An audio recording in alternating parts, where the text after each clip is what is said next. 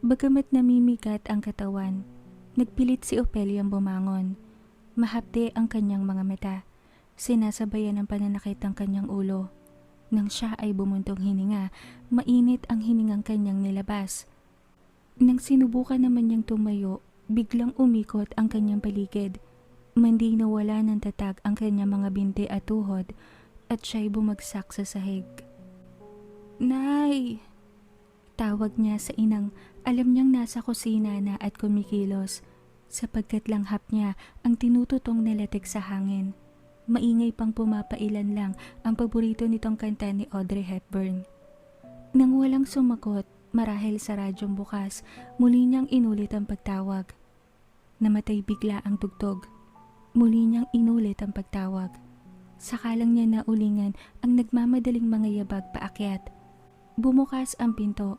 Niluwa ang kanyang inay na hawak pa ang isang sandok. "Napano ka?" Tanong nito sa dalagang nakahandusay sa sahig. Ngunit hindi na inantay ang pagsagot ng anak, dinaluhan na agad ang dalaga. "Mariosep, mainit ka ah. Mukhang hinapo ka ng labis kahapon." Nag-aalalang sabi ni Aling Ason na inaalalayan ng anak na muling mapaupo sa kama nito. Hindi sumagot ang dalaga. Paano'y sa nasaksihan niya kagabi at sa mga nalaman, kahit sino sigurong tao sasama ang pakiramdam at tiyak na lalagnatin. Isa pa'y umaga pa nga lang, pagod na siya. Nalipasan pa siya ng gutom, mga bagay na hindi naman sabay-sabay dapat nangyayari. Hindi na nga malaman ni Opelia kung ilang beses paulit-ulit na sumasagi sa kanyang gunita ang lahat ng nangyari kagabi. Maging sa kanyang panaginip nga ay dumalaw. Ang nakadagdag pa nga sa kilabot na kanyang nararamdaman, sa panaginip niya raw, kaisa sa Esmeralda sa pagpangas ng kanyang katawan. Nasaksihan niya sa kanyang panaginip na nagbago ang itsura nito. Naging kawangis ng mga halimaw na umaatake sa kanya. Sa kabila ng lahat ng pangyayaring nasaksihan kagabi, alam niyang hindi iyon basta-basta papaniwalaan ng kanyang ina kung sakaling ikukwento niya. At nais ba niyang ikwento? Malamang ay hindi. Saglit niyang naisip na totoo pala ang mga kwentong baryong minsan ng kanyang kabataan ay kanyang naririnig mula sa matatanda. Sino ba namang makakapagsabing may halimaw pala talaga? May mga aswang. At mayroong nilalang na katulad ni Esmeralda na hindi pa niya mapagtanto kung anong uri kaya. Ang tanging dinadahilan na lang ng dalaga tuwing kinikilabutan sa mga pangyayaring naaalala, si Esmeralda ay hindi katulad ng mga ito. Heto nga't niligtas pa siya at inuwi. Sigurado siya. O siguro iyon ang binubulong ng kanyang naliliyong kamalayan sa sarili, na iba ito, na totoong tinatangi siya ni Esmeralda. Kung may masama itong balakin kasi sa kanya, bakit naman ito papatagalin pa ang lahat? Gayong na kay Esmeralda na ang lahat ng perpektong pagkakataon upang siya ay patayin, upang dalhin kung saan na hindi na siya makakabalik pa. Sinasabi ng matinong isip niyang huwag magtiwala, bantayan ng sarili. Ngunit sa mga narinig niya, sa pakikitungo nito sa kanya sa ilang araw na dumaan, hindi niya maturuan ang sariling mag-isip ng masama upang tuluyang layuan sa Esmeralda. Lalo pa ngayon na may nangyari na sa kanila. Napasa po sa sintidong tila pumitik ang dalaga. Sakalang niya napagtantong panay pala salita ng kanyang ina na hindi na niya nasundan. Biglang balik sa realisasyon ng kanyang diwang, nais maglakbay kung saan pa sana. "Teka, at kukuha ako ng tableta para sa lagnat mo. Papatawagan ko na rin si Lupe para masabing hindi ka makakapasok ngayon." Paalam ng kanyang ina na tinawag ang kanyang ama naman sa komedor. "Ayan kasi kasipag-sipag." Sisi ng kanyang ama buwat sa baba na kinailing ni Opelia. Sandali pa'y umakyat na ang kanyang inay, may dalang tabo at bimpo at sa isang kamay naman ilang tableta. "Anong nararamdaman mo ba? Grabe na ba para daling ka namin sa ospital?" Tanong ng kanyang ina sa dalagang umiling naman ng sunod-sunod. Ngunit agad ring nagsisi sapagkat bahagyang naliyo sa pag-iling na ginawa. Humiga si Ofelia sa kutsyon. Pinagpatong naman ng kanyang ina ang dalawang unan saka pinailalim sa kanyang ulo. Bahagya siyang umangat. Mabilis siyang pinunasan sa katawan ng mainit na tubig na may halong alkohol. Bahagyang nakaramdam ng kaginhawahan ng dalaga. Binuksan ng kanyang ina ang ventilador at hinayaang umikot ang hangin sa kabuuan ng silid bago binuksan ang bintana. Sinalubong ng kanyang muka ang masarap na init ng araw sa balat, ngunit binaba ng kanyang ina ang mga kortinang tila kulambo sa kanipisan, sapat upang maaninag ang langit at pumasok ang nasasalang hangin. Maigi na lamang ang katapat nilang bahay ay hindi kasing taas nila ng palapag. Kung sakali kasi, tanaw ng kapitbahay ang kabuuan ng silid ni Ofelia sa lapad ng bintanang kapis. Iilan lamang silang may lumang modelo ng kabahayan sa kanilang lugar, yung iba sa kabilang kanto pa, ngunit unti-unti nang napapabayaan. Hindi tulad sa kanilang bahay na taon-taon ay miniminti na. Napatingin si Ofelia sa maaliwalas na langit. Mainit pa rin ang singaw na lumalabas sa kanyang katawan, ngunit mas maigi-igi na ngayon, lalo nang mainom niya ang isang tabletang bigay ng kanyang ina. Nang matapos siyang mapalitan ng damit, umakyat ang kanyang ama na may dalang tray ng pagkain. Napangiti si Ofelia sa laman ng tray. Isang malokong ng umuusok na Royco chicken noodles, isang bote ng malamig na royal soft drinks, at isang baso ng tubig. Ay sus, nagpapabibi ka lang eh. Gagaling ka na mamaya niyan. Iiwan ka namin ha. May ulam na sa frigidaire, iinit mo na lang. Kantsaw ng kanyang ama. Masama po talaga yung pakiramdam ko. Mahina niyang tutol sa tumawa lang niyang itay. Muli itong bumaba, sinabing isasakay na raw sa tricycle ang mga kakaning nabilao na. O siya, kainin mo na ito. Kung sasama pa ang pakiramdam mo at kailangan ng magpakonsulta, tumawag ka kaagad para makauwi kami. Bili ng kanyang inang na saglit sinalat ang kanyang leeg. Pinakiramdaman. Dapat kasi kumukuha na kayo ng kasama sa tahian. Dadalawa lamang kayo, maayos naman ang kita. Tulad niyan, hindi pa raw kaya ni Lupe at masama pa rin ang pakiramdam. O di, sarado ngayon ang shop. Litanya pa saglit ang kanyang ina na sumilip sa bintana nang sunod-sunod na bumusina ang tricycle. Mauna ka na, susunod na lang ako. Sigaw sa baba ng kanyang ina na saglit nagpalinga-linga. Lumabas ito ng kwarto ni Ofelia. Pagbalik, may bitbit ng silya. Pinatong roon ng telepono bago nilapit sa kamang kinahihigaan ng dalaga. Bago kinuha ang kordon at lumabas ng silid. Maya-maya pa'y bumalik ito. Sinigurado kung kaya pa niya. Tumangulang ang dalaga. Sinabing sumunod na sa kanyang ama. Tiyak na hindi na iyon magkanda o gaga sa pagbibenta ng kakanin sa pwesto. Saglit pa siyang sinipat ng kanyang ina. Nang makontento ay nagpaalam na rin ito. Mahigpit na biniling tumawag siya kung sasama ang kanyang pakiramdam. Tumango siya habang inaabot ang tray ng pagkain. Rinig pa ng dalaga ang papalayong tricycle na ilang beses pang bumusina.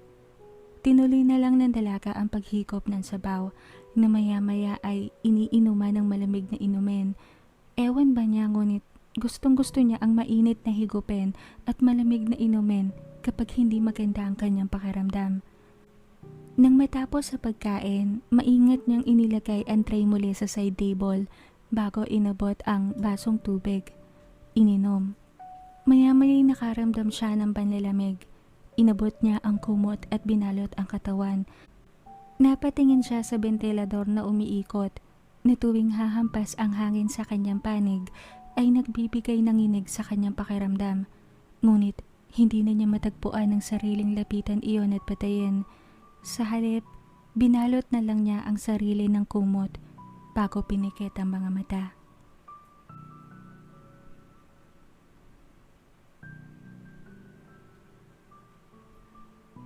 Tapit hapon na nang magmulat si Ofelia.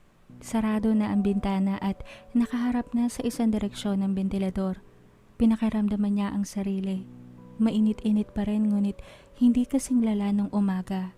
Binuksan niya ang munting bumbilya sa tabi ng side table, sapat upang maaninag ang orasang pandingding. Magkaalas 6 na ng hapon. Napahaba ang kanyang tulog. Kumilos ng bahagya ang dalaga, muling pinakiramdaman ng sarili.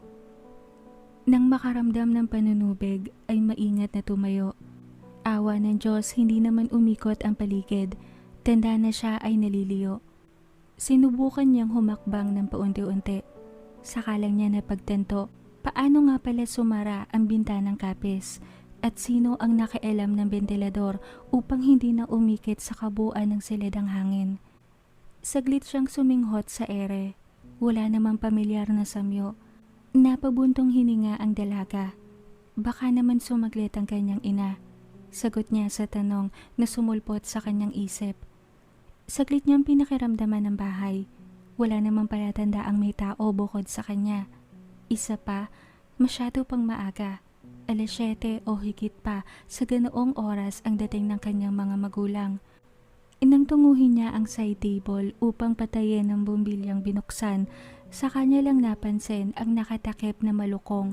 Wala na ang tray na pinagkainan niya kanina. Sa ibabaw nito may kutsarang nakapatong. Isang baso ng malamig na tubig sa gilid at isa na namang bote ng nagpapawis na royal. Otomatikong tumaas ang kilay ng dalaga. Muli niyang pinilit sa isip na baka naman umuwi ang isa sa mga magulang.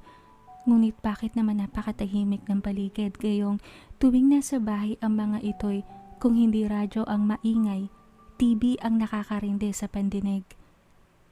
Nay, tawag niya, ngunit walang sumagot.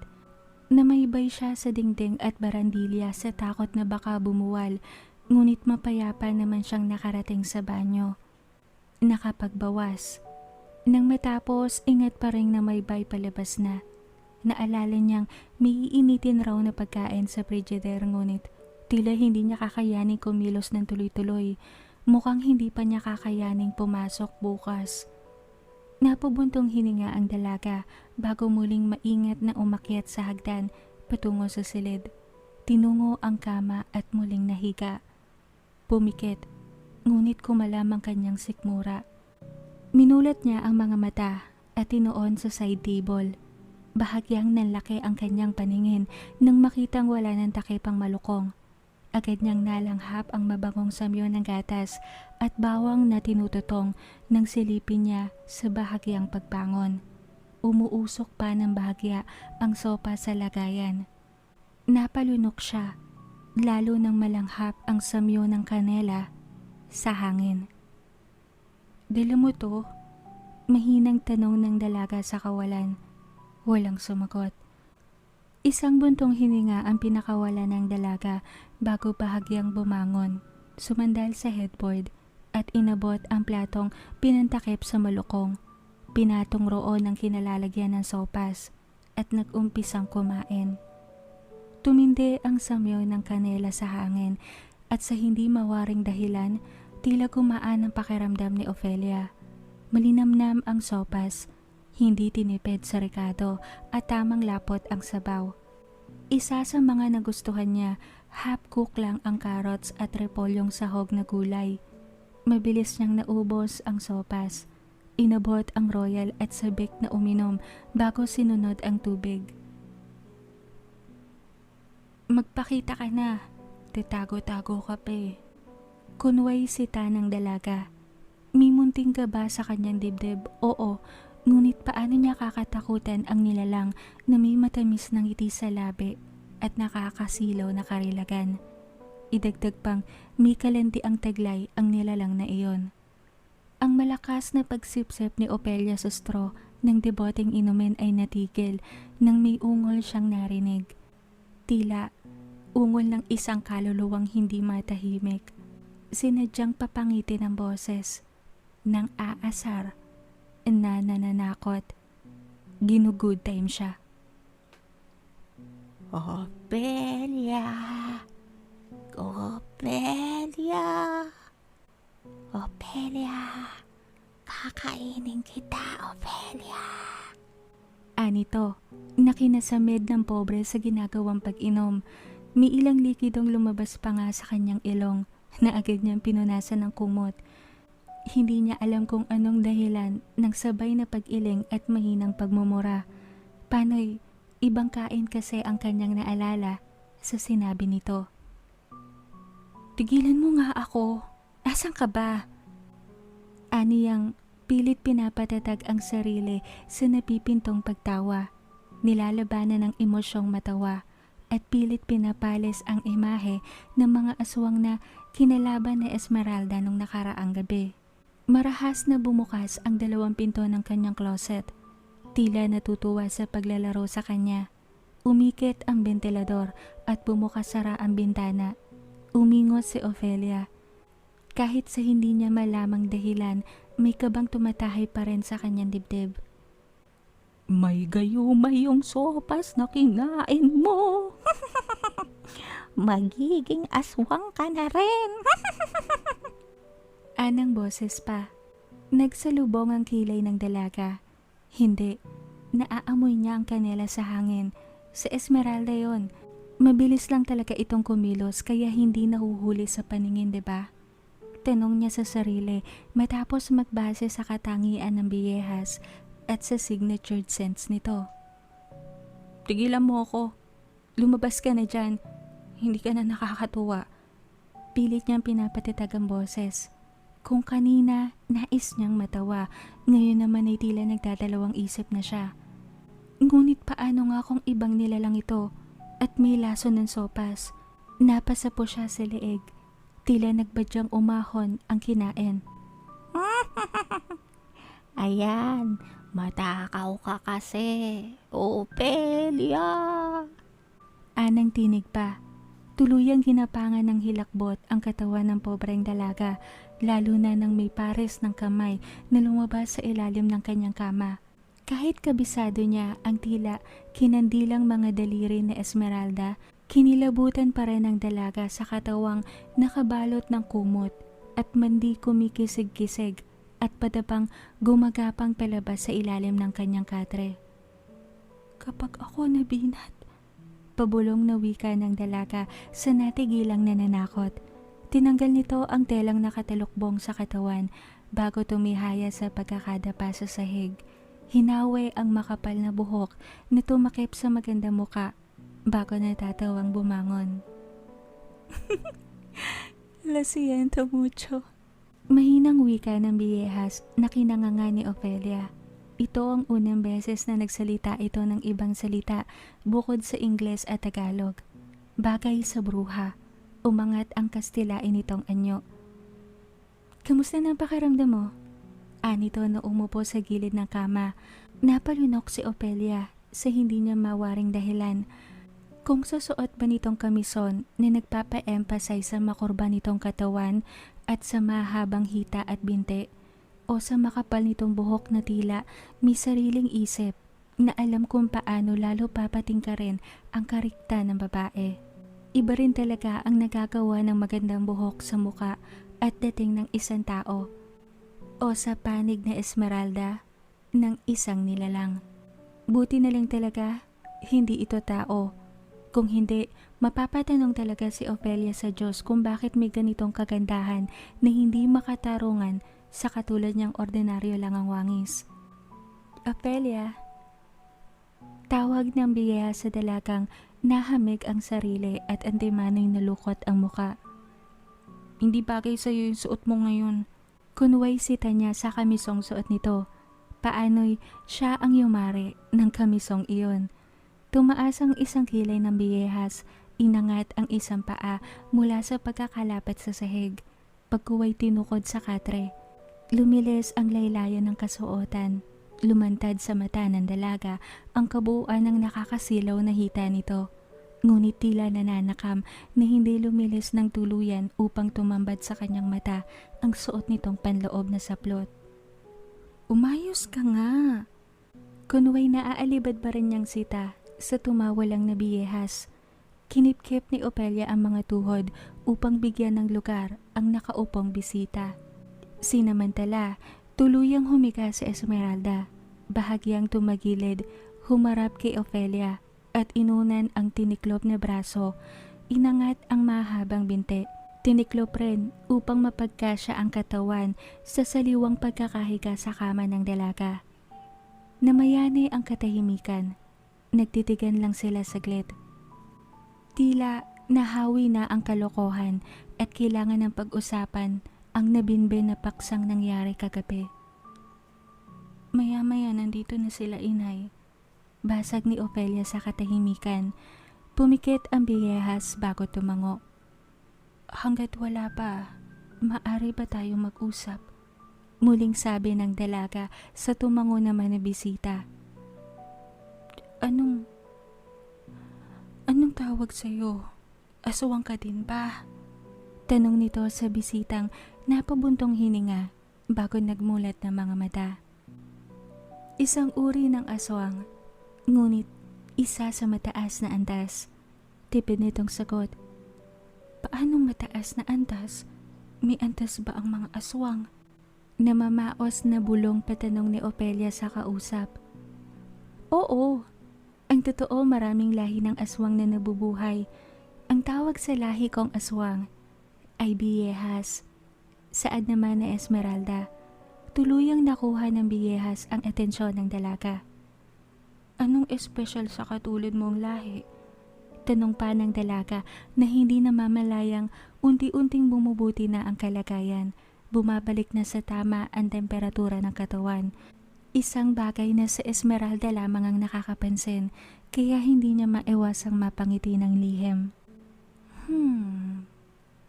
Ang mga biyehas kasi, malapit sa klase ng nilalang na kung tawagin nila ay vampira. At katulad ng vampira, immortal kami.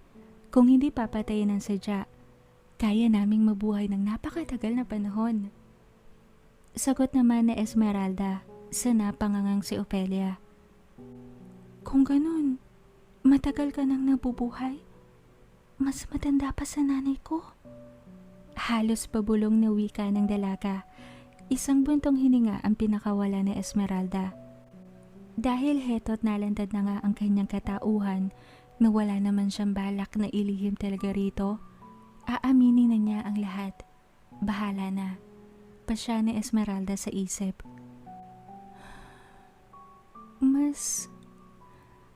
Mas matanda ako sa lola mo, si Asuncion. Tila sumusukong wika ni Esmeralda. Kilala mo lola ko? Nanlalaki ang matang tanong ng dalaga. Ako ang kinukwento niya sa iyong nagmamay-ari ng magagarang mga sapatos. Naiiling na amin ni Esmeralda. Sa namot lang si Ofelia.